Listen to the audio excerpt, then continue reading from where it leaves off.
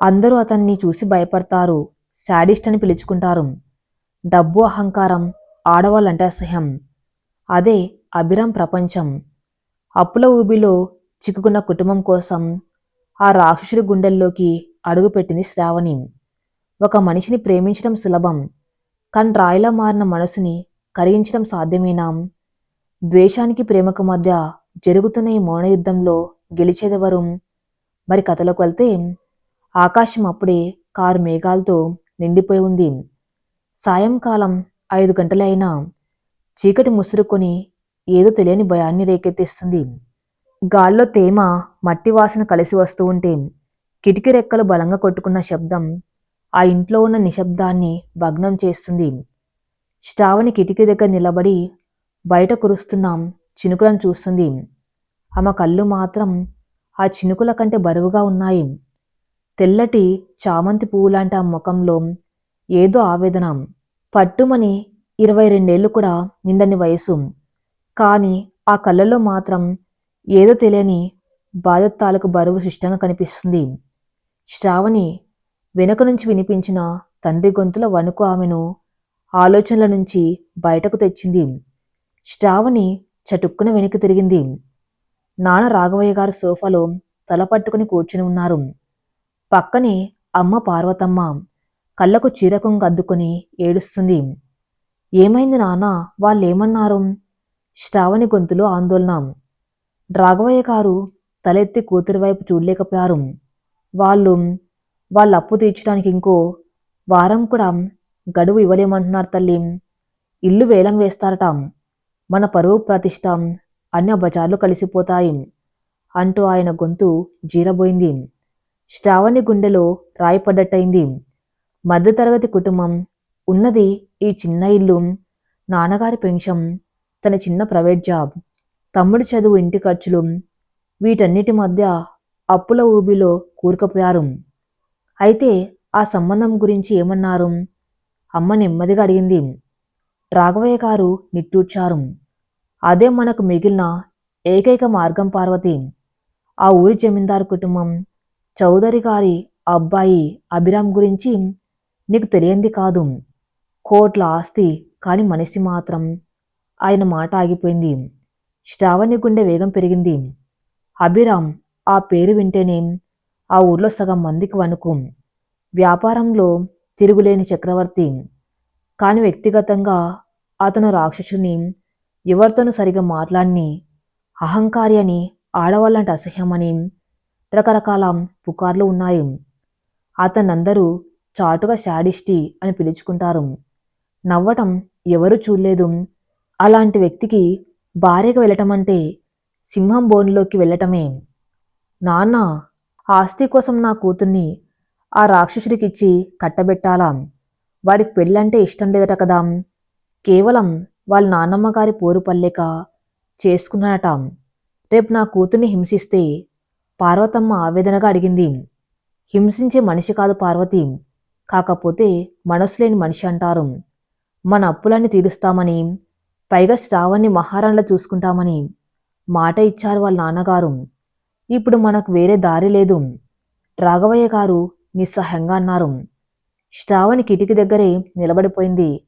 బయట గాలివాన ఉధృతమైంది. ఆ మనసులో కూడా అంతే అలజడి. తన జీవితం ఒక చదరంగంలో పావులా మారిపోయిందని ఆమెకు అర్థమైంది.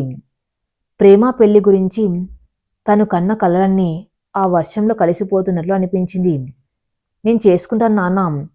శ్రావణి గొంతులో వణుకు లేదు, కాని జీవం లేదు. ఆ గదిలో నిశ్శబ్దం ఆవహించింది. 2 వారాల తర్వాత పెళ్లిపీటల మీద కూర్చున్నప్పుడు కూడా శ్రావణి తల ఎత్తి తన పక్కన కూర్చున్న వ్యక్తిని చూడలేదు. మంత్రాల హోరు, సన్నాయి మేళం, బంధువుల కోలాహలం ఏది ఆ మనసును తాకటం లేదు.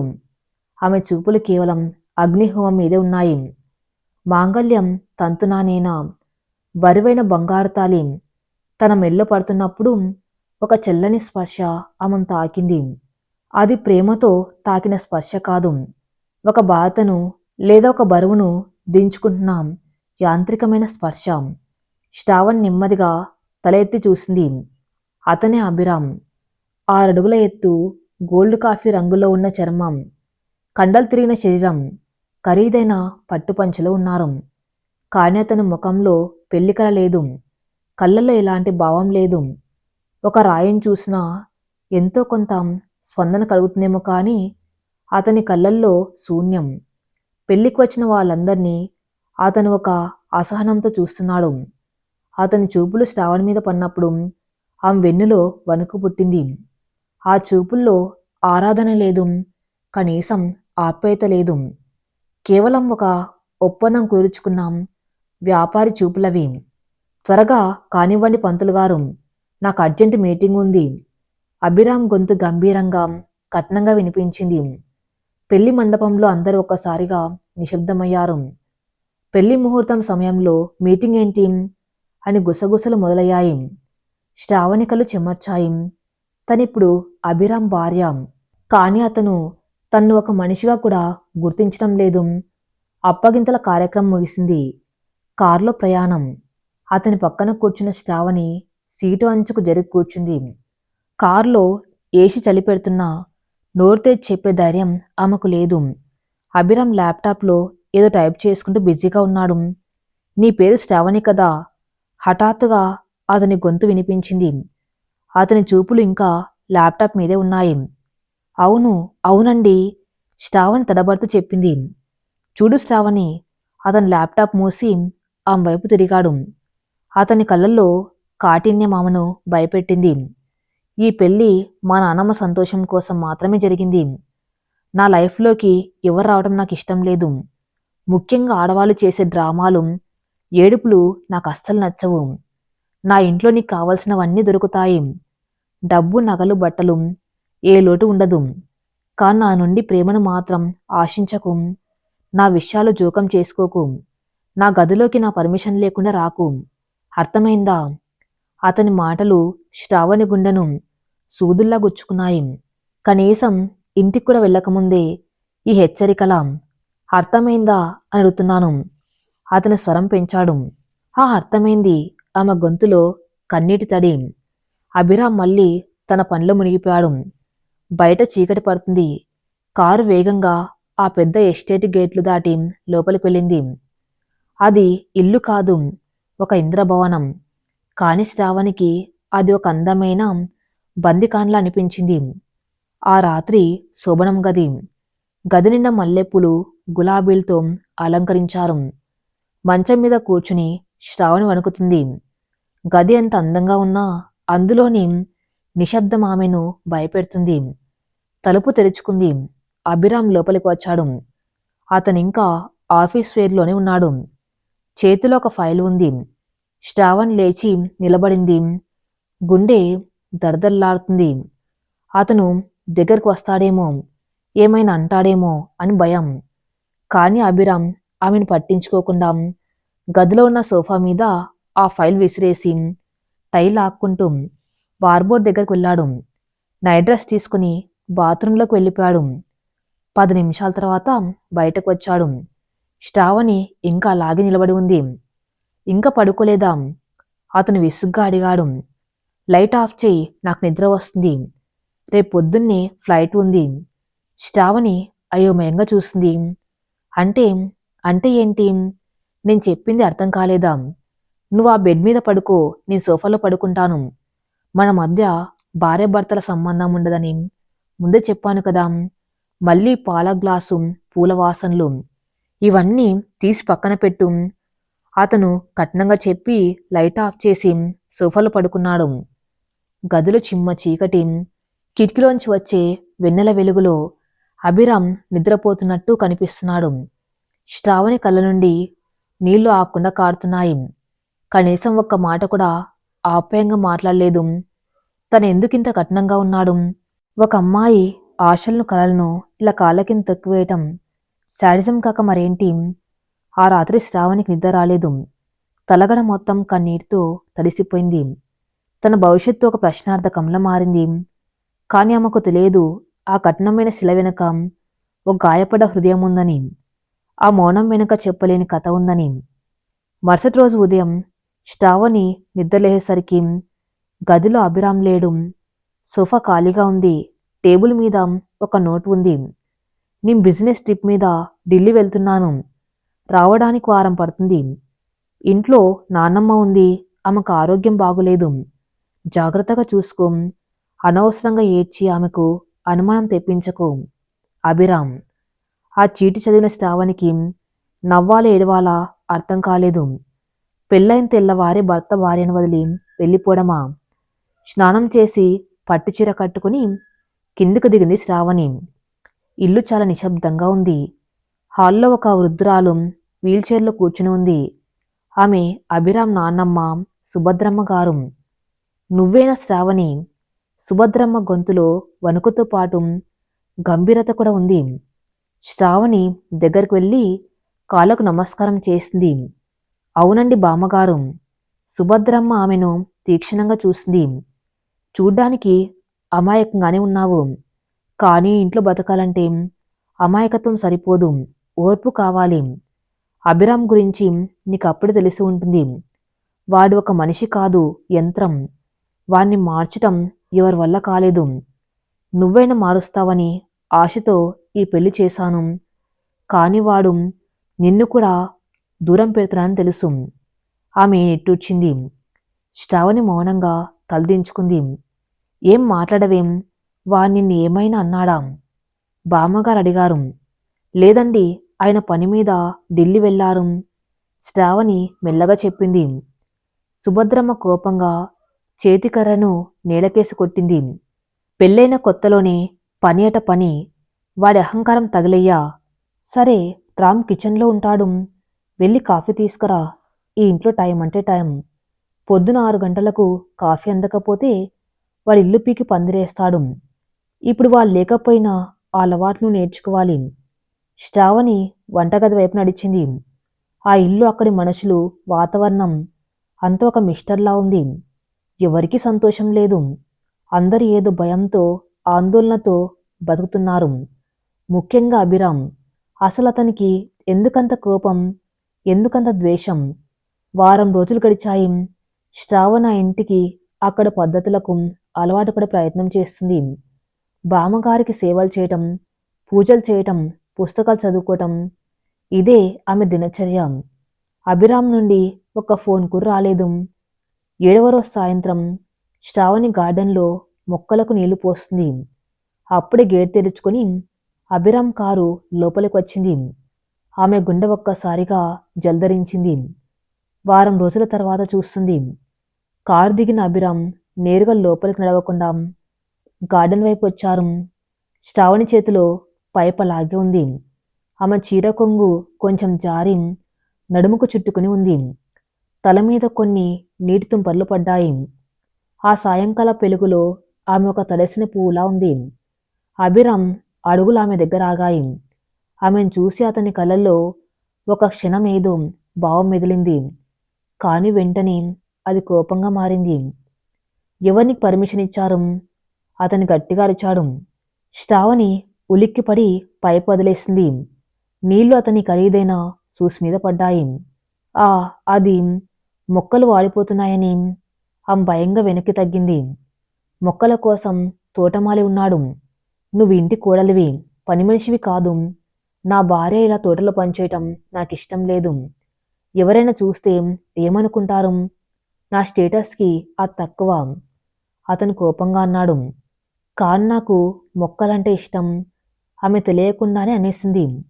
ఇష్టాలు అయిష్టాలు ఇక్కడ పనికిరావు. నేను చెప్పింది శాసనం. లోపలికి వెళ్ళు, అతను ఆజ్ఞాపించాడు. శ్రావణి కన్నీళ్లు పెట్టుకుంటూ లోపలికి పరిగెత్తింది. అభిరామ్ అక్కడ నిలబడి ఆమె వెళ్ళిన వైపు చూస్తున్నాడు. అతని కోపం నిజమేనా, లేక ఆమెను అక్కడి నుంచి పంపించేయడానికి అలా అరిచాడా? అతని కింద పన్న పైపును తీసి కుళాయి కట్టేశాడు. ఆ నీటిలో తడిసిన ఒక చిన్న మల్లెపూని చేతిలోకి తీసుకున్నాడు. దాన్ని చూస్తూ ఉంటే అతనికి తెలియకుండానే ఒక నిట్టూర్పు వచ్చింది. సారీ శ్రావణి, కాని నువ్వు నన్ను ద్వేషించడమే మంచిది అని మనసులో అనుకున్నాడు. కాని శ్రావణికి ఆ విషయం తెలియదు. ఆమె గదిలో మంచం మీద పడి ఏడుస్తుంది. రాక్షసుడు, నిజంగానే ఇతను రాక్షసుడు. ఇష్టం ఉంటే తప్ప, మొక్కలకు నీళ్లు పోసి తప్ప ఎందుకింత కాఠిన్యం? ఈ నరకంలో నేనెలా బతకాలి? ఆ రాత్రి భోజనాల గది ఒక యుద్ధక్షేత్రంలా ఉంది. యుద్ధం అంటే కత్తులతోనూ, మాటలతోనూ జరిగేది కాదు. భయంకరమైన నిశ్శబ్దంతో జరిగే యుద్ధమది. డైనింగ్ టేబుల్ మీద వెండి పళ్ళాలు మెరుస్తున్నాయి. రకరకాల వంటకాలు సిద్ధంగా ఉన్నాయి. గది మధ్యలో ఉన్న షాండియర్ వెలుగులో అంతా దేదీప్యమానంగా వెలిగిపోతున్న శ్రావణి మనసులో మాత్రం చీకటి అలుముకొని ఉంది. అభిరామ్ కుర్చీలో కూర్చుని ఉన్నాడు. అతని చూపులు ప్లేట్ల మీద ఉన్నాయి తప్ప ఎదురుగా నిలబడి వడ్డిస్తున్న భార్య మీద లేవు. శ్రావణి చేతులు వణుకుతున్నాయి. ఆమె గరిటెతో అన్నం వడ్డిస్తూ ఉంటే చిన్న చప్పుడు వచ్చింది. గరిటె అంచు గిన్నెకు తగిలి టంగ్మని శబ్దం వచ్చింది. అంతే. అభిరామ్ తిండం ఆపేసి తలెత్తి ఆమె వైపు తీవ్రంగా చూశాడు. శబ్దం చేయకుండా పనిచేయటం రాదా? అతని గొంతులో విసుగు సుష్టంగా వినిపించింది. శ్రావణి ఉలిక్కిపడింది. సారీ అండి, చెయ్యి జారకూడదు. ఈ ఇంట్లో ఏది జారకూడదు, ఏది పగలకూడదు. డిసిప్లిన్ ముఖ్యం, అతను కఠినంగా అన్నాడు. పక్కనే ఉన్న పని మనిషి లక్ష్మమ్మ భయంగా చూస్తుంది. ఆమెకు తెలుసు అయ్యగారి కోపం గురించి. శ్రావణి కళ్ళల్లో నీళ్లు సుళ్ళు తిరుగుతున్నాం. బలవంతంగా ఆపుకుంది. మౌనంగా వడ్డించడం పూర్తి చేసి పక్కు జరిగింది. నువ్వు కూర్చో అన్నాడు అభిరామ్ అన్నం కలుపుతూ. శ్రావణి ఆశ్చర్యపోయింది. నేను తర్వాత తింటానండి. నేను చెప్పింది వినిపించలేదా? కూర్చోమన్నాను. నా ఎదురుగా కూర్చో. ఇది ఆహ్వానం కాదు, ఆజ్ఞ. శ్రావణి భయంగా ఎదురుగా ఉన్న కూర్చుని లాక్కొని కూర్చుంది. లక్ష్మమ్మ ఆమెకు వడ్డించింది. అభిరామ్ తింటున్నంతసేపు ఆ గదిలో స్పూన్ల చప్పుడు తప్ప మరే శబ్దం లేదు. శ్రావణికి గొంతు దిగడం లేదు. ఎదురుగా ఉన్న వ్యక్తి తన భర్త అంటే నమ్మబుద్ధి కావటం లేదు.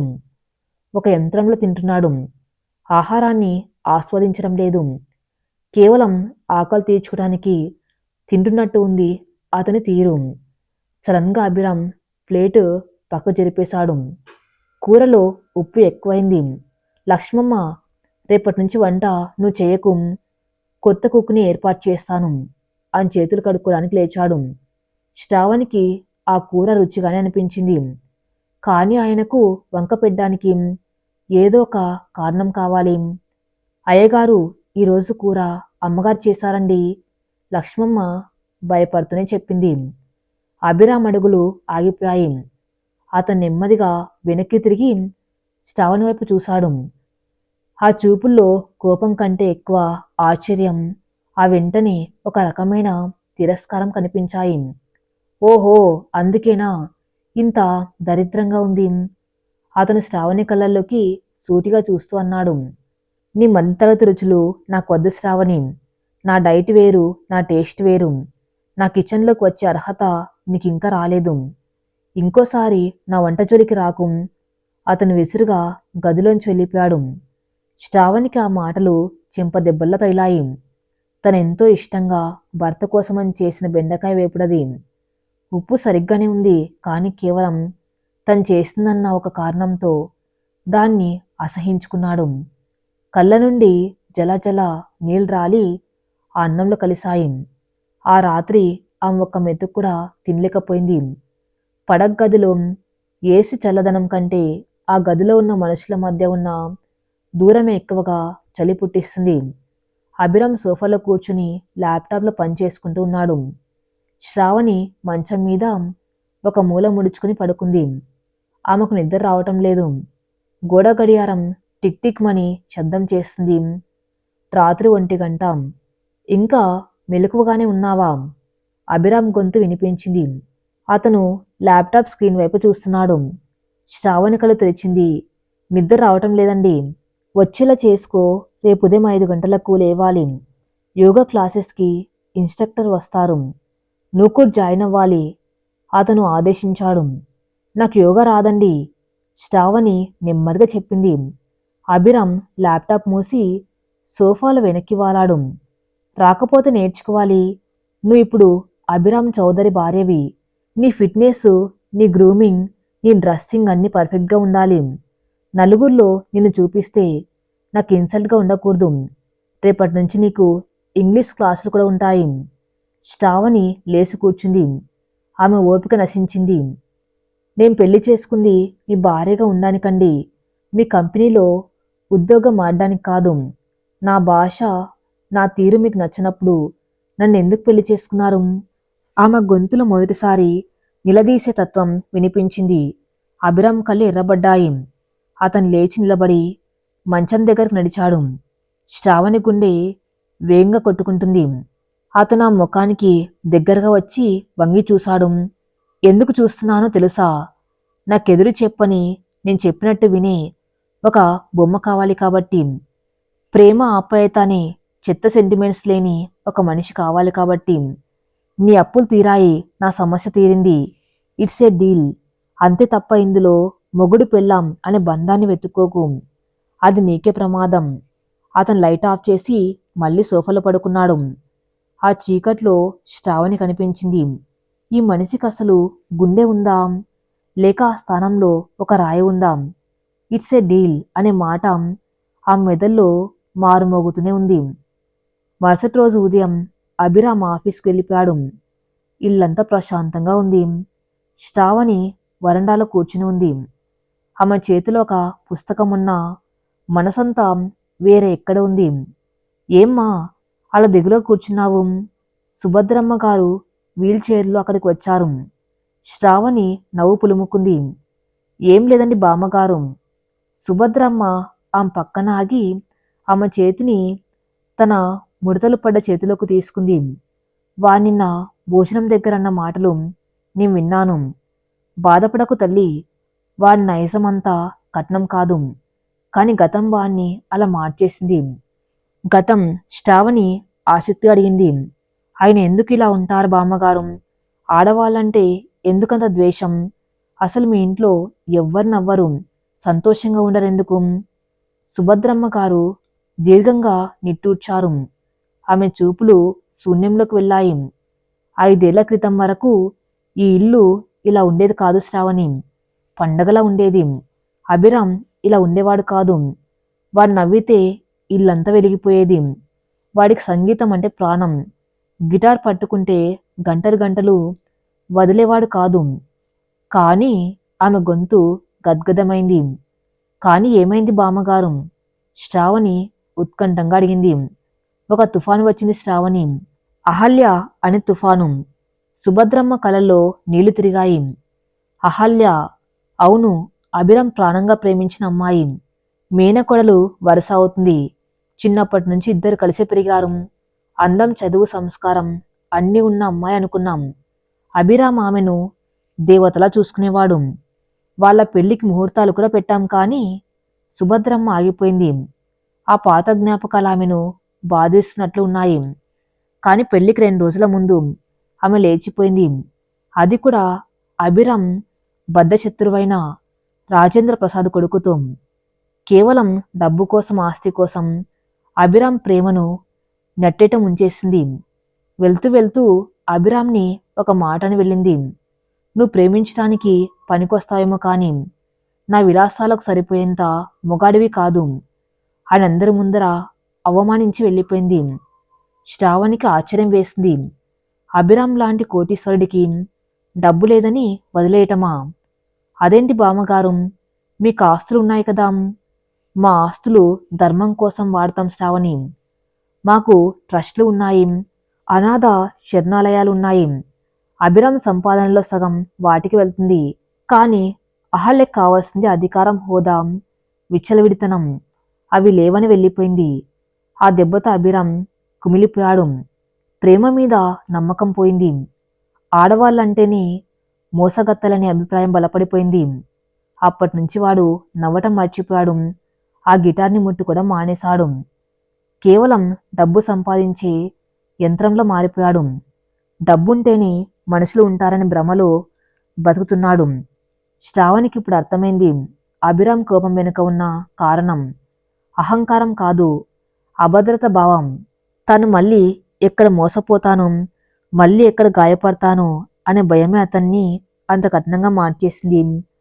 పాపం శ్రావణికి తెలియకుండానే ఆ మాట వచ్చింది. అవును పాపమే, కాని వాడిప్పుడు గాయపడ్డ పులిలాంటివాడు. దగ్గరికి వెళ్తే ఘాట్లు పడతాయి. కాని ఆ గాయం మాన్పగలిగే శక్తి ప్రేమకు మాత్రమే ఉంటుంది శ్రావణి. నువ్వు ఓపిక పట్టాలి. వాడి కోపాన్ని భరించాలి. ఏదో ఒక రోజు వాడి మనసులో ఉన్న ఆ చేదును నువ్వు తీసేయగలవు. సుభద్రమ్మ ఆశగా అంది. శ్రావణి ఆలోచనలో పడింది.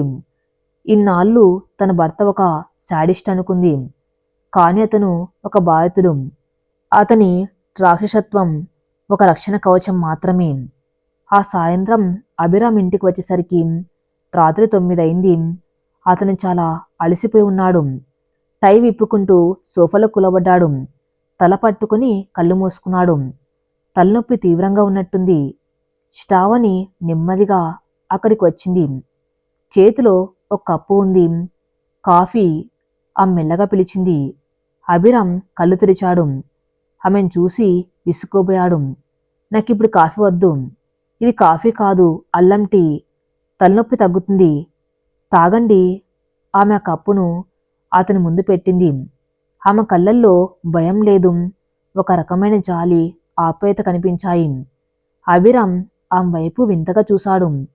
ఉదయం తను అంత గొడవ చేసినా ఇప్పుడు మళ్ళీ తన బాగోగులు చూస్తుంది. అహల్య అయితే ఈ పాటికి గిన్నెలు విసిరేసి పుట్టింటికి వెళ్ళిపోయేది. అతను మౌనంగా కప్పు తీసుకున్నాడు. ఒక సిప్ చేశాడు.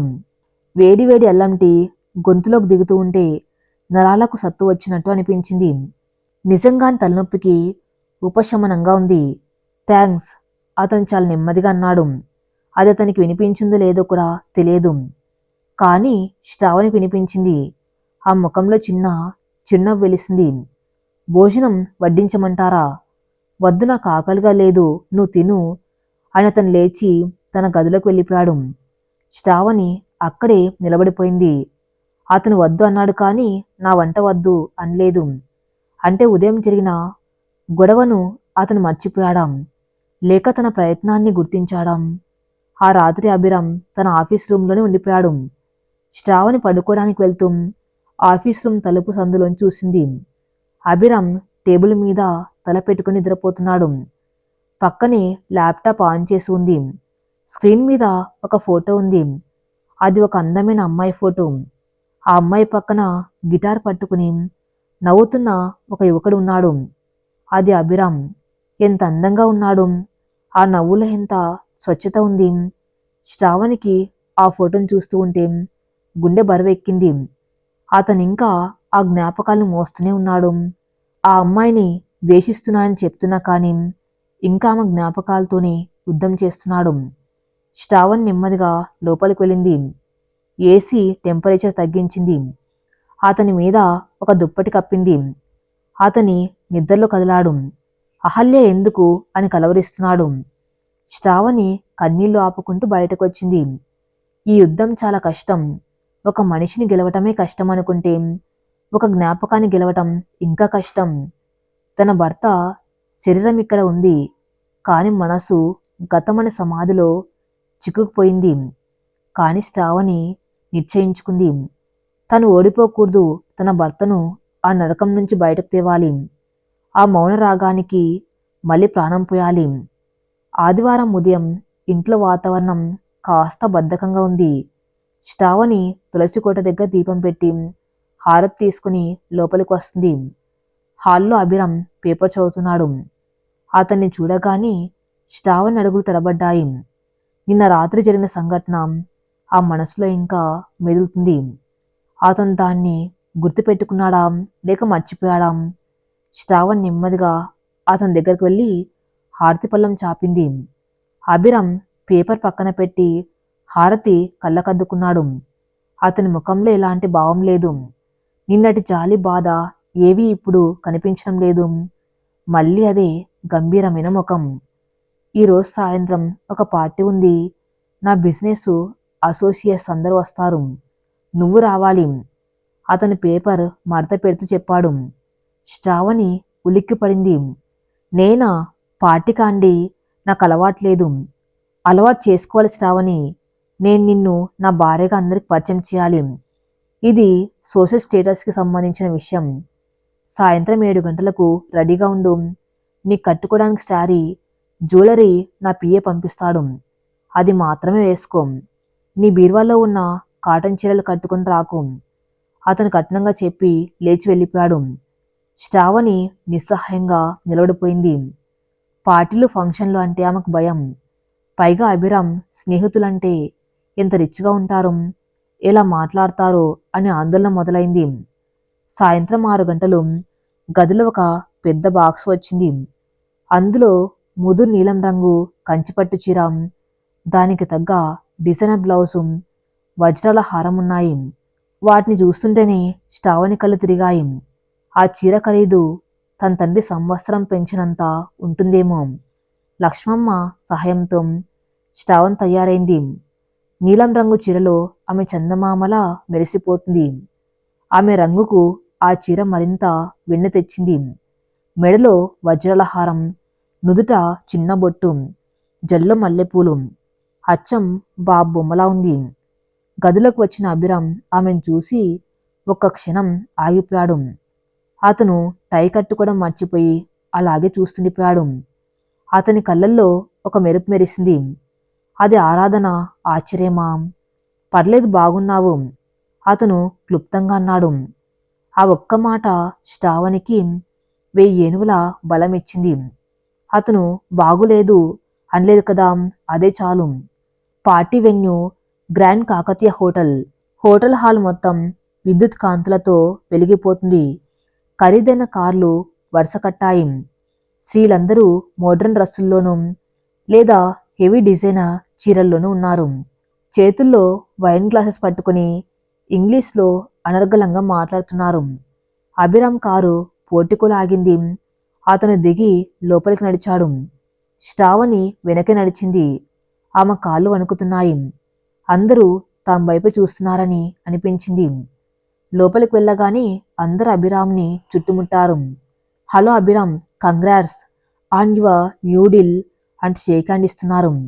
అభిరామ్ చాలా ప్రొఫెషనల్గా అందరితో మాట్లాడుతున్నాడు. శ్రావణి మాత్రం ఒక మూల బిక్కుబిక్కుమంటూ నిలబడింది. అభిరామ్ ఆమెను ఎవరికి పరిచయం చేయలేదు. తన పని చూసుకుని బిజీ అయిపోయాడు. ఆ జన సందోహంలో శ్రావణి ఒంటరిగా ఫీల్ అవుతుంది. ఆమెకు ఇంగ్లీష్ వచ్చిన వాళ్ళ యాస, వాళ్ళ వేషభాషలు చూస్తూ ఉంటే మాట్లాడడానికి ధైర్యం సరిపోవడం లేదు. ఒక వెయిటర్ జ్యూస్ గ్లాస్ ఇసి తీసుకుని ఒక స్తంభం పక్కన నిలబడింది. అప్పుడే అక్కడికి 2 యువకులు వచ్చారు. వాళ్ళు వేసుకున్న బట్టలు చాలా తక్కువగా ఉన్నాయి. చేతిలో షాంపైన్ గ్లాసెస్ ఉన్నాయి. వారి పేర్లు స్వప్న, రేఖ. వారు అహల్యకు క్లోజ్ ఫ్రెండ్స్. హే, నువ్వే కదా అభిరామ్ వైఫీ? స్వప్న అడిగింది. ఆమె చూపుల్లో వెటకారం ఉంది. శ్రావణి తల ఊపింది. అవునండి, నమస్తే. నమస్తేనా? ఓరి దేవుడా, ఎంత ఓల్డ్ ఫ్యాషన్. రేఖ, విన్నావా, ఈ కాలంలో ఇంకా నమస్తే చెప్పేవాళ్ళు ఉన్నారా? స్వప్న గట్టిగా నవ్వింది. రేఖ శ్రావణ్ణి పైనుంచి కిందకు చూసింది. అభిరామ్ టేస్ట్ ఇంతలా పడిపోయిందేంటి? అహల్య ఎక్కడా? ఈ పల్లెటూరి పిల్లెక్కడా? పాపం అభి, కేవలం నాన్నమ్మ కోసం, అప్పుల కోసం నిన్ను చేసుకోవాల్సి వచ్చింది కదా. శ్రావణి ముఖం వాడిపోయింది. ఆ మాటలు బాకుల్లా గుచ్చుకున్నాయి. నేను పల్లెటూరు అమ్మాయినే కావచ్చు, కానీ సంస్కారం మాకు బాగా తెలుసు అని గట్టిగా చెప్పాలనుకుంది. కానీ గొంతు పెగల్లేదు.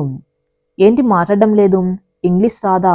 పోనీలే, నీ పని నువ్వు చేసుకో. అభిరామ్ని చూసుకోవడం నీ వల్ల అయ్యే పని కాదు. అతను మా క్లాసు. నువ్వు కేవలం మా ఇంటికి ఒక డెకరేషన్ పీసు మాత్రమే. రేఖ మరింత విషం చిమ్మింది. అసలు నిన్ను చూస్తూ ఉంటే అభిరామ్ భార్యగా లేవు. ఏదో వాళ్ళ ఇంట్లో వంట మనిషికి అభిరామ్ చీర కొనిచ్చినట్టు ఉంది, స్వప్న అంది. చుట్టూ ఉన్న 4-5 నవ్వారు. శ్రావణి కలల్లో నీళ్లు సుళ్ళు తిరిగాయి. అవమాన భారం తట్టుకోలేకపోయింది. చేతిలో జ్యూస్ గ్లాస్ వణుకుతుంది. తను ఇక్కడికి రావటం తప్పే, తన స్థాయి వాళ్ళు కాదు వీళ్ళు. ఎక్స్క్యూజ్ మీ అంటూ శ్రావణి అక్కడి నుంచి వెళ్ళిపోవడానికి ప్రయత్నించింది. కానీ స్వప్న అడ్డొచ్చింది. ఎక్కడికి పారిపోతున్నావు? నిజం వినడం కష్టంగా ఉందా? అహల్య ప్లేస్ని నువ్వెప్పటికీ రీప్లేస్ చేయలేవు. She's a queen and you are just. Just what? వెనుక నుంచి ఒక గంభీరమైన స్వరం వినిపించింది. అది మేక గర్జనలా ఉంది. అందరూ ఒక్కసారిగా నిశ్శబ్దమయ్యారు. అక్కడ అభిరామ్ నిలబడి ఉన్నాడు. అతని కళ్ళు నిప్పు కణికల్లా మండుతున్నాయి. చేతిలో ఉన్న డ్రింకు గ్లాస్ని బలంగా పట్టుకుని ఉన్నాడు. స్వప్నరేఖల ముఖాల్లో రంగులు మారాయి. హే అభి, జస్ట్ జోకింగ్. అభిరామ్ నెమ్మదిగా నడుచుకుంటూ శ్రావణి పక్కకు వచ్చి నిలబడ్డాడు. అతని భుజం శ్రావణి భుజానికి తాకుతుంది. అది ఆమెకు తెలియని ధైర్యాన్ని ఇచ్చింది. జోకింగ్? నా భార్యను అనుమానించడం మీకు జోకులా ఉందా?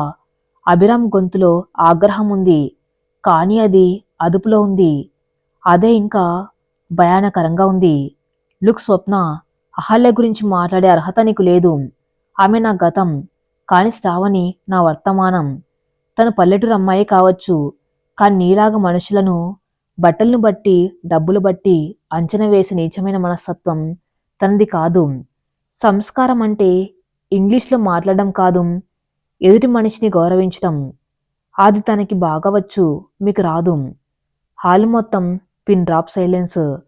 అభిరామ్ ఎవరి కోసమో ఇంత మాట్లాడడం వాళ్ళెప్పుడు చూడలేదు. అభిరామ్ శ్రావణి చేతిని గట్టిగా పట్టుకున్నాడు.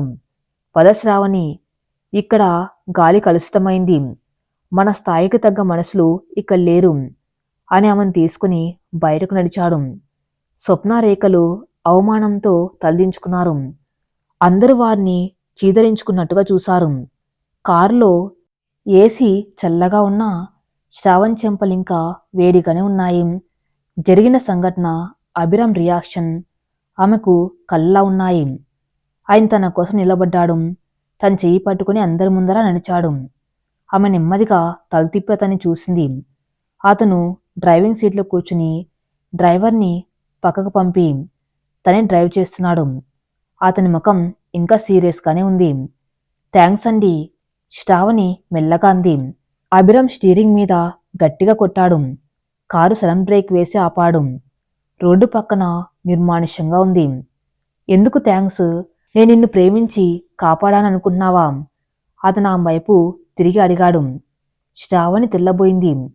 నువ్వు నా భార్యవి శ్రావణి, నీ మీద ఈగ వాలినా అది నా పరువుకి సంబంధించిన విషయం. నా వస్తువుని, నా మనిషిని ఎవరైనా వేలెత్తి చూపిస్తే నేను సహించలేను. అది నువ్వైనా సరే, ఇంకెవరైనా సరే. అంతే తప్ప నీ మీద ప్రేమ పుట్టుకొచ్చి కాదు, అతను కఠినంగా అన్నాడు. కానీ శ్రావణికి ఆ మాటల్లో అబద్ధం కనిపించింది. కేవలం పరువు కోసమైతే అక్కడ్నుంచి వెళ్ళిపోమనేవాడు. కాని వాళ్ళని తిట్టి తను గౌరవించి తీసుకొచ్చాడు. కారణం ఏదైనా నాకు అండగా నిలబడ్డాడు, అది చాలు, ఆమె ధైర్యంగా చెప్పింది. అభిరామ్ ఆమె వైపు చూశాడు. ఈ అమ్మాయిలో ఏదో మార్పు వస్తుంది. మొదట్లో ఉన్న భయం పోయి ఇప్పుడు కళ్ళల్లో ఒక స్థిరత్వం కనిపిస్తుంది. అది అతనికి కొత్తగా ఉంది. అతను మళ్ళీ కారు స్టార్ట్ చేశాడు. ఇంకో విషయం, రేపటి నుంచి నువ్వు ఆఫీస్కి రావాలి. ఆఫీస్కా? శ్రావణ ఆశ్చర్యపోయింది. అవును, ఇంట్లో ఖాళీగా ఉంటే ఇలాంటి పిచ్చి ఆలోచనలు వస్తాయి. నువ్వు ఎంబీఏ డ్రాప్అవుట్ అని నాకు తెలుసు. నా పిఏగా జాయిన్ అవ్వు, పని నేర్చుకో. రేపు ఎవరైనా నిన్ను విమర్శిస్తే నీ పనితో సమాధానం చెప్పాలి తప్ప ఇలా కన్నీళ్ళతో కాదు. అతను డ్రైవింగ్ చేస్తూనే చెప్పాడు. శ్రావణి ముఖంలో ఆనందం వెల్లివిరిసింది. ఆమె చదువు మధ్యలో ఆగిపోయింది. మళ్ళీ చదువుకోవాలని, ఉద్యోగం చేయాలని ఎంత కోరిక ఉండేది. ఆ కోరిక ఇలా తీరుతుందని ఆమె ఊహించలేదు. నిజంగానండి, ఆమె కళ్ళు మెరిశాయి. నేను జోకులు వెయ్యను, అభిరామ్ గంభీరంగా అన్నాడు. కారు ఇంటి గేట్ లోపలికి వెళ్ళింది.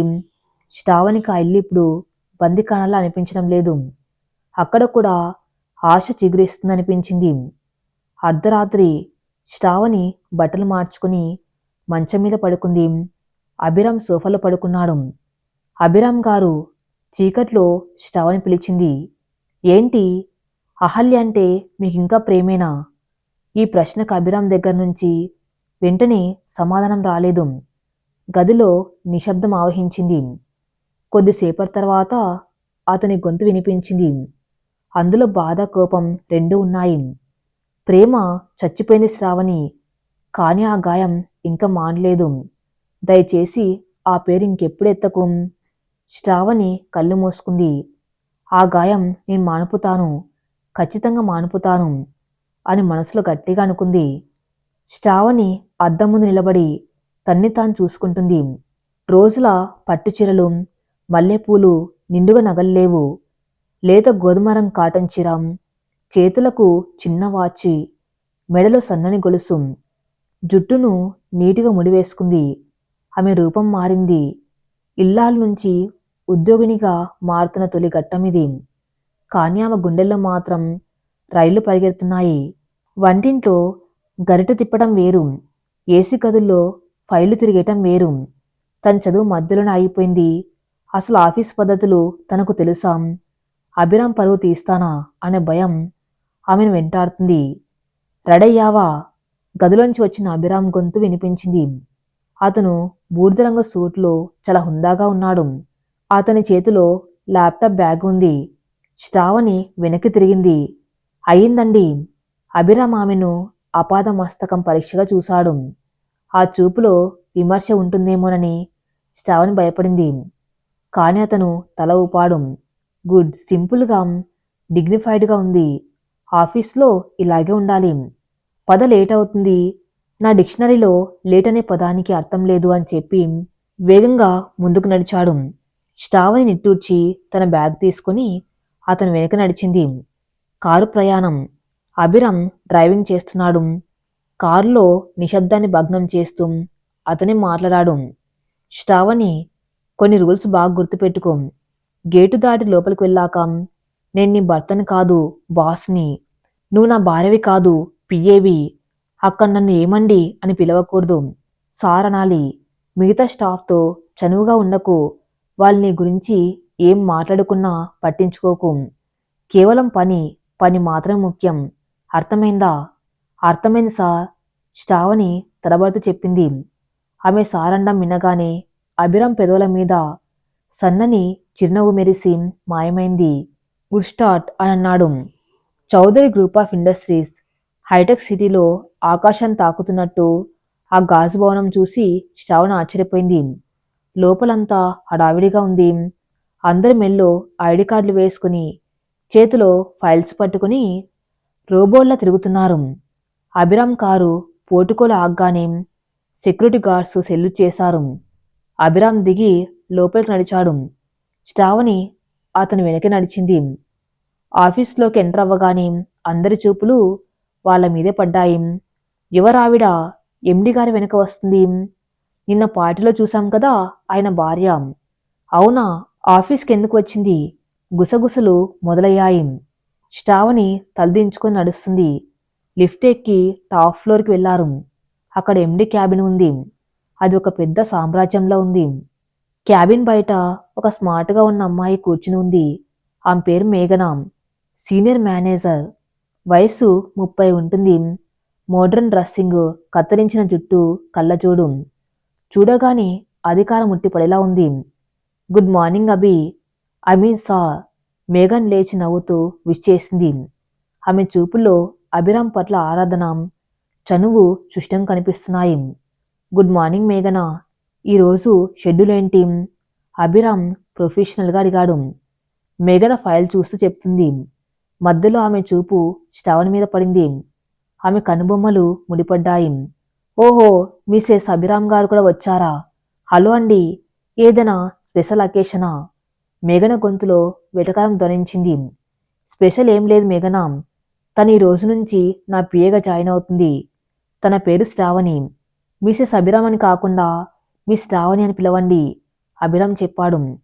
మేఘన ముఖం మాడిపోయింది. పిఏనా? కానీ సార్, ఆ పోస్ట్కి ఎంబీఏ క్వాలిఫికేషన్ ఉండాలి కదా. మరి మేడంకి? ఆమె క్వాలిఫికేషన్ గురించి నేను చూసుకుంటాను. నువ్వు నీ పని చూసుకో.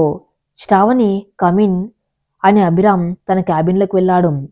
శ్రావణి మేఘన వైపు చూసింది. మేఘన ఆమెను పైనుంచి కిందకు అసహనంగా చూసి ముఖం తిప్పుకుంది. శ్రావణికి అర్థమైంది ఇక్కడ తనకు మొదటి శత్రువు దొరికేసిందని. క్యాబిన్ లోపల అభిరామ్ తన సీట్లో కూర్చున్నాడు. పక్కన ఉన్న చిన్న టేబుల్ని చూపించాడు. అది నీ ప్లేస్. శ్రావణి వెళ్ళి అక్కడ కూర్చుంది. టేబుల్ మీద ఒక కంప్యూటర్, ఫోన్ ఉన్నాయి. అభిరామ్ ఒక పెద్ద ఫైల్స్ కట్టను ఆ ముందు పెట్టాడు. ఇవి లాస్ట్ ఇయర్ సేల్స్ రిపోర్ట్స్, కానీ అన్నీ చిందరవందరంగా ఉన్నాయి. అకౌంట్స్ డిపార్ట్మెంట్ వాళ్ళు సరిగ్గా ఆర్గనైజ్ చేయలేదు. నాకు సాయంత్రం 5 గంటలకల్లా ఇవన్నీ డేట్ వైజ్గా, ప్రోడక్ట్ వైజ్గా సార్ట్ చేసి ఎక్సెల్ షీట్లో ఎంటర్ చేసి రిపోర్ట్స్ కావాలి. ఇది చాలా అర్జెంటు. శ్రావణి ఆ ఫైల్స్ ఎత్తి చూసి బెంబెలెత్తిపోయింది. 100 పేజీలు ఉన్నాయి. కానీ నాకు ఎక్సెల్ పెద్దగా రాదు, ఆమె మెల్లగా చెప్పింది. అభిరామ్ ఆమె కళ్ళలోకి సూటిగా చూశాడు. రాదు అని చెప్పడం చాలా ఈజీ శ్రావణి, నేర్చుకుంటాను అని చెప్పడం కష్టం. నువ్వు ఈజీ దారి ఎంచుకుంటావా, కష్టమైన దారి ఎంచుకుంటావా అనేది నీ ఇష్టం. నీకు హెల్ప్ చేయడానికి గూగుల్ ఉంది, యూట్యూబ్ ఉంది. సాయంత్రం రిపోర్ట్ లేకపోతే రేపటి నుంచి నువ్వు ఇంటి దగ్గర ఉండిపోవచ్చు. అతని మాటలు సవాళ్ళ అనిపించాయి. అతను తన్ని నిరుత్సాహపరచడానికే ఇలా చేస్తున్నాడా, లేక తన సామర్థ్యాన్ని పరీక్షిస్తున్నాడా? నేను చేస్తాను శ్రావణి దృఢంగా చెప్పింది. అభిరామ్ మళ్ళీ తన పనిలో మునిగిపోయాడు. మధ్యాహ్నం 1 గంట. శ్రావణి తల పైకెత్తకుండా పనిచేస్తుంది. కంప్యూటర్ స్క్రీన్ వైపు చూసి కళ్ళు మంటలు పుడుతున్నాయి.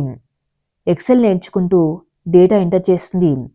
మధ్యలో మేఘన 2 సార్లు క్యాబిన్లోకి వచ్చింది. ఏంటి శ్రావణి గారు, తల బద్దలవుతుందా? ఇంటి లెక్కలు వేరు, కంపెనీ లెక్కలు వేరు. మీకెందుకులేండి ఈ పాటలు, చక్కగా ఇంట్లో సీరియల్స్ చూసుకోవచ్చు కదా. మేఘన నవ్వుతూ అంది. శ్రావణి సమాధానం చెప్పలేదు. ఆమె ఏకాగ్రత మొత్తం పని మీదే ఉంది. మేఘన మాటలను ఆమె ఇంధనంగా మార్చుకుంది. నేను పనికిరానని నిరూపించాలని చూస్తున్నారు, కానీ సాధించి చూపిస్తాను అని పట్టుదల పెంచుకుంది. అభిరామ్ లంచ్ చేయడానికి క్యాంటీన్కి వెళ్ళలేదు, బాక్స్ తెచ్చుకున్నాడు. లంచ్ టైం అయింది. రా, అభిరామ్ పిలిచాడు. నాకు ఆకలిగా లేదండి. ఐ మీన్ సార్, ఈ పని ఇంకా సగం అయ్యింది, శ్రావణి టైప్ చేస్తూనే చెప్పింది. అభిరామ్ ఆమె వైపు చూశాడు. ఉదయం నుంచి మంచినీళ్ళు కూడా తాగలేదు. ముఖం వాడిపోయింది, కానీ కళ్ళల్లో మాత్రం దీక్ష కనిపిస్తుంది. ఒకప్పుడు అహల్య ఆఫీస్కి వస్తే అరగంట పనిచేసి నాకు బోరు కొడుతుంది అభి, షాపింగ్కి వెళ్దాం అని గొడవ చేసేది. కానీ శ్రావణి. అభిరామ్ బెల్ కొట్టాడు. ప్యూన్ వచ్చాడు. 2 కాఫీలు, శాండ్విచ్లు తీసుకురా అని చెప్పాడు. 10 నిమిషాల్లో కాఫీ వచ్చింది. అభిరామ్ ఒక కప్పు శ్రావణి టేబుల్ మీద పెట్టాడు. బండికి పెట్రోల్ లేకపోతే ఎంత మంచి డ్రైవర్ అయినా నడపలేడు. ముందు ఇది తిను అని అన్నాడు. శ్రావణి తల ఎత్తి చూసింది. అతని గొంతులో కఠినంతో ఉన్న ఆ చర్యలో శ్రద్ధ ఉంది. Thank you sir. ఆమె శాండ్విచ్ తింటూ పని కొనసాగించింది. సాయంత్రం 4:30. మేఘన్ తన క్యాబిన్లో కూర్చొని ఆలోచిస్తుంది. ఈ శ్రావణ్ణి ఇలాగే వదిలేస్తే కొన్నాళ్ళకు నా పొజిషన్కి ఎసర పెడుతుంది, అభిరామ్కి దగ్గర అవుతుంది. ఎలాగైనా ఈరోజు ఆమెను అభిరామ్ ముందు దోషిగా నిలబెట్టాలి. ఆమె చేతిలో ఒక ఫైల్ ఉంది. అది ట్యాక్స్ ఆడిట్కి సంబంధించిన ముఖ్యమైన ఫైల్. అది అభిరామ్ టేబుల్ మీద ఉండాలి. కానీ మేఘన దాని శ్రావణ్ టేబుల్ మీద ఉన్న ఫైల్స్ మధ్యలో ఎవరికి కనిపించకుండా దాచిపెట్టింది. శ్రావణ్ దాన్ని మిస్ చేస్తే అభిరామ్ కోపానికి బలవుతుంది. చూద్దాం శ్రావణి గారు, మీ తెలివి ఎంతసేపు పనిచేస్తుందో. మేఘన్ నవ్వుకుంది. సాయంత్రం 5:15. Reports ready. శ్రావణి గొంతు వినిపించింది. అభిరామ్ ఆశ్చర్యపోయాడు. 5 గంటలకే అయిపోయిందా? అతను లేచి ఆమె కంప్యూటర్ దగ్గరికి వచ్చాడు. స్క్రీన్ మీద ఎక్సెల్ షీట్ నిశితంగా పరిశీలించాడు. అద్భుతం, డేటా అంతా క్లియర్గా ఉంది. పైగా ఆమె కొన్ని చోట్ల రెడ్ మార్క్ చేసింది. ఇవేంటి? అభిరామ్ అడిగాడు. సేల్స్ రిపోర్ట్స్లో మార్చి నెలలో వైజాగ్ బ్రాంచ్ నుంచి వచ్చిన నెంబర్స్ టాలీ అవ్వటం లేదు. స్టాక్స్కి సేల్స్కి మధ్య 5 లక్షల తేడా ఉంది. బహుశా అక్కడ ఏదో మిస్టేక్ జరిగి ఉండాలి, శ్రావణి వివరించింది. అభిరామ్ షాక్ అయ్యాడు. ఆ తప్పును సీనియర్ ఆడిటర్లు కూడా గమనించలేదు. కానీ మొదటి రోజు వచ్చిన ఒక సాధారణ అమ్మాయి దాన్ని పట్టుకుంది. అతను ఆమె వైపు తిరిగాడు. శ్రావణి భయంగా చూస్తుంది. తప్పు చేశానా కాదు శ్రావణి, నువ్వు అద్భుతం చేశావు. You have a good I for details. Abhiram మనస్ఫూర్తిగా మెచ్చుకున్నాడు. శ్రావణికి ఆ మాట ఆస్కార్ అవార్డు కంటే గొప్పగా అనిపించింది. ఆ ముఖం వెలిగిపోయింది. అప్పుడే మేఘన లోపలికి వచ్చింది. సార్, ఆడిట్ ఫైల్ కావాలి, అర్జెంటుగా పంపాలి. అభిరామ్ తన టేబుల్ మీద వెతికాడు. ఇక్కడే పెట్టాను కదా మేఘన, నేను చూడలేసా. బహుశా శ్రావణి గారు క్లీన్ చేసేటప్పుడు ఎక్కడైనా పడేసి ఉంటారేమో. మేఘన అనుమానంగా అంది. శ్రావణి ఉలిక్కిపడింది. నీ ముట్టుకులేదు సార్. అదేంటి శ్రావణి గారు, మీ టేబుల్ మీద పేపర్స్ అన్నీ మీరేక సర్దారు, అందులో కలిసిపోయి ఉంటుంది చూడండి. మేఘన రెచ్చగొట్టింది. శ్రావణి ఆందోళనగా తన టేబుల్ మీద ఉన్న చెత్త కాగితాల బుట్టలో చూసింది. లేదు. ఫైల్స్ మధ్యలో వెతికింది. అక్కడ ఒక బ్లూ కలర్ ఫైల్ కనిపించింది. అది ట్యాక్సీ ఫైల్. ఇదిగోండి సార్, ఇది నా ఫైల్ మధ్యలో ఉంది. శ్రావణి అమాయకంగా ఇచ్చింది. అభిరామ్ ముఖం గంభీరంగా మారింది. ఇది చాలా కాన్ఫిడెన్షియల్ ఫైల్ శ్రావణి. ఇది నీ టేబుల్ మీదకి ఎలా వచ్చింది? ఇది కనుక బయటకు వెళ్తే కంపెనీకి కోట్లలో నష్టం వచ్చేది. ఇంత అజాగ్రత్త! అతను అరిచాడు. శ్రావణి కళ్ళల్లో నీళ్లు వచ్చాయి. నేను తీసుకోలేసా, నిజంగా నాకు తెలియదు. మేఘన లోపల నవ్వుకుంది. కొత్త కస్సా, తెలియక చేసి ఉంటుందిలేండి, వదిలేయండి అంటూ వత్తాసు పలికినట్టు నటించింది. అభిరామ్ కోపంగా ఊపిరి పీల్చుకున్నాడు. కాసేపు శ్రావణి వైపు, కాసేపు మేఘన వైపు చూశాడు. మేఘన, ఈ ఫైల్ నేను నిన్న లాకర్లో పెట్టమని నీకిచ్చాను. అది నా టేబుల్ మీదకు, అక్కడ్నుంచి శ్రావణ్ టేబుల్ మీదకు ఎలా వచ్చింది? అభిరామ్ సూటిగా అడిగాడు. మేఘన బిత్తరపోయింది. అది అది నీ మర్చిపోయి టేబుల్ మీద పెట్టానేమో సా. నీ అజాగ్రత్తను శ్రావణి మీద రుద్దకు. ఈ ఆఫీస్లో సీసీ కెమెరాలు ఉన్నాయి మేఘన. ఎవరే ఫైల్ ఎక్కడ పెట్టారో నేను చెక్ చేయగలను. It's better you accept your mistake. Abhiram స్వరం చల్లగా పదునుగా ఉంది. మేఘన వణికిపోయింది. అభిరామ్కి ఇంత అబ్జర్వేషన్ ఉంటుందని ఆమె ఊహించలేదు. సారీ సా, బై మిస్టేక్ జరిగింది అని ఫైల్ తీసుకుని పారిపోయినట్టు వెళ్ళిపోయింది. శ్రావణి ఆశ్చర్యంగా అభిరామ్ వైపు చూసింది.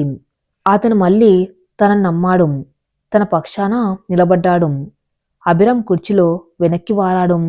ఈ ప్రపంచం చాలా కుట్రతో నిండి ఉంది శ్రావణి.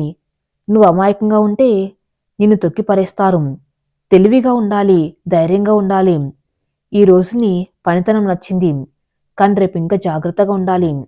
పద, ఇంటికి వెళ్దాం. అతను లేచి నిలబడ్డాడు. శ్రావణి కూడా లేచింది. లిఫ్ట్లో వెళ్తుండగా శ్రావణి అద్దంలో తన ప్రతిబింబాన్ని చూసుకుంది. ఉదయం ఉన్న భయం ఇప్పుడు లేదు. తన భర్త పక్కన నిలబడే అర్హత తనకుందని ఒక నమ్మకం వచ్చింది. అయితే లిఫ్టు గ్రౌండ్ ఫ్లోర్కి వచ్చేసరికి లిఫ్ట్ డోర్స్ తెరుచుకున్నాయి. ఎదురుగా ఒక మహిళ నిలబడి ఉంది. వయసు 50 దాటి ఉంటుంది. ఖరీదైన పట్టుచీర, మెడలో భారీ హారం, ముఖంలో అహంకారం కొట్టి తెచ్చినట్టు కనిపిస్తుంది. ఆమె పక్కన ఒక యువకుడు ఉన్నాడు. అభిరామ్ వారిని చూడగానే స్తంభించిపోయాడు. అతని ముఖం రక్తం లేనట్టు పాలిపోయింది. చేతులు పిడికిలి బిగించుకున్నాయి. ఆమె రాజేశ్వరీదేవి, అహల్య తల్లి. పక్కన ఉన్నది అహల్య భర్త విక్రమ్.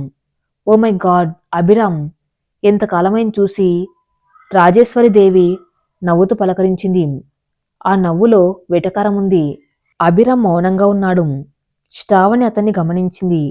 అతని లోపల ఏదో సునామీతో యుద్ధం చేస్తున్నాడు. మా అహల్య గురించి అడుగుదామనుకున్నావా? తను చాలా హ్యాపీగా ఉంది. విక్రమ్ ఆమెను మహారాణిలా చూసుకున్నాడు. పాపం నువ్వే ఇంకా పాత జ్ఞాపకాల్లోనే ఉండిపోయావని విన్నాను. ఓ, ఈ అమ్మాయి ఎవరు? నీ సెక్రటరీనా?